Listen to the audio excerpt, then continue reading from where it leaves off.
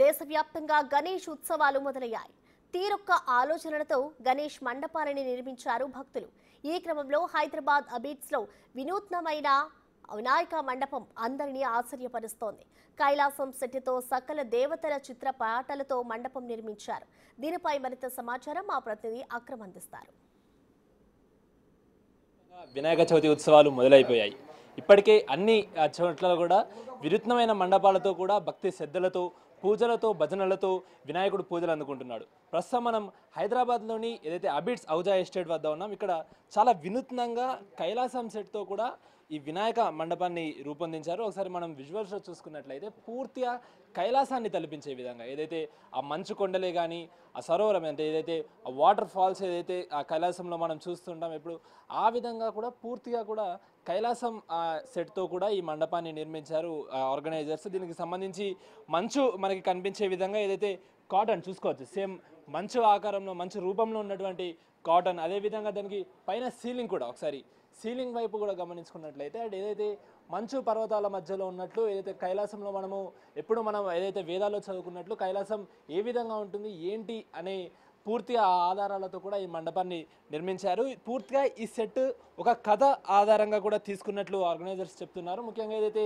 ఆ రోజు పెళ్లి ప్రస్తావన వచ్చినప్పుడు శివుడు ఏదైతే వినాయకుడికి అదేవిధంగా అంటే ఇద్దరు కుమారులైనటువంటి వినాయకుడు అదేవిధంగా కార్తికేయ స్వామికి ఒక కండిషన్ పెట్టిన విషయం అందరికీ తెలిసింది. ఏదైతే ఎవరైతే ప్రపంచాన్ని ముందుగా చుట్టి వస్తారో వారికి పెళ్లి చేస్తాను అని ఆ రోజు శివుడు ఇచ్చిన కండిషన్, ఆ స్టోరీ ఆధారంగా కూడా చూసుకోవచ్చు. ఇందులో ముఖ్యంగా మనం వెనుక ఏదైతే విజువల్స్లో చూసుకున్నట్లు కుమారస్వామి నిజంగానే ఆ కండిషన్ చెప్పిన తర్వాత ఆ పూర్తిగా భూమి చుట్టూ అంటే ప్రపంచం చుట్టూ తిరగడం మొదలుపెట్టాడు. కానీ విఘ్నేశ్వరుడు అంటే వినాయక స్వామి తన తల్లిదండ్రులే ప్రపంచంగా భావించి తన తల్లిదండ్రులే తనకి పూర్తి సర్వస్వంగా భావించి మనం ఒకసారి విజువల్లో చూసుకున్నట్టు శివపార్వతుల చుట్టూ ప్రదక్షిణలు చేయడం కూడా గమనించవచ్చు. అంటే ఈ కథ ఆధారంగా కూడా ఈ సెట్ నిర్మించినట్టు కూడా ఆర్గనైజర్స్ చెప్తున్నారు. అంటే కళ్ళకి కట్టినట్టుగా ఆ కథ మనం చిన్నప్పటి నుంచి చూసాం, విన్నాం, చదివాం, కానీ కళ్ళకి కట్టినట్టుగా ఈ కైలాసం సెట్లో ఏదైతే దీన్ని నిర్మించిన పద్ధతి ఏదైతే ఉందో ఇక్కడికి వస్తున్నటువంటి ఎవరైతే భక్తులు ఉన్నారో అందరికీ ఆకర్షణీయంగా మారిపోయింది.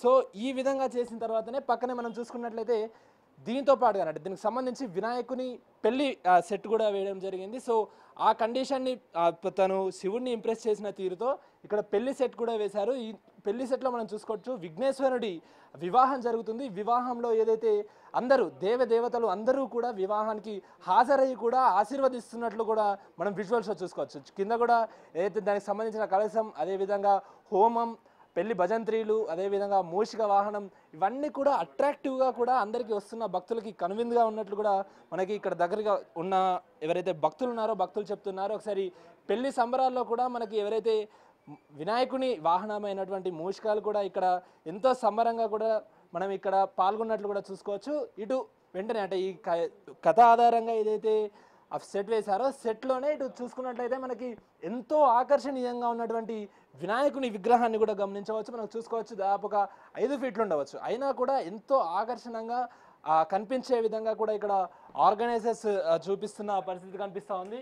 వీళ్ళందరూ కూడా అంటే ఆలోచనలతో చాలా రోజుల ఆలోచనతో కూడా మీరు ఏదైతే దీనికి సంబంధించిన అంటే ఏదో కొత్తగా తీసుకొచ్చే విధంగా కూడా వీళ్ళు చేసినట్లు మనకి తెలుస్తుంది. ప్రస్తుతం మనతో ఈ మండపానికి సంబంధించినటువంటి ఆర్గనైజర్స్ ఉన్నారు. అసలు ఈ సెట్ కాన్సెప్ట్ అసలు వీళ్ళకి ఎలా వచ్చింది ఏంటి అనేది కూడా ఒకసారి వాళ్ళ మాటలోనే అడిగి తెలుసుకునే ప్రయత్నం చేద్దాం. ఒకసారి అన్న చెప్పండి, అసలు ఇంత వినూత్నంగా ఈ కాన్సెప్ట్ని అంటే ఆ రోజు మనం వేదాల్లో చదివినట్టు విధంగా ఏదైతే విఘ్నేశ్వరి వివాహానికి సంబంధించినటువంటి సెట్ వేశారు, అసలు ఈ కాన్సెప్ట్ మీకు ఎలా వచ్చింది ఏంటి ఎక్కడ మొదలైంది ఇదంతా?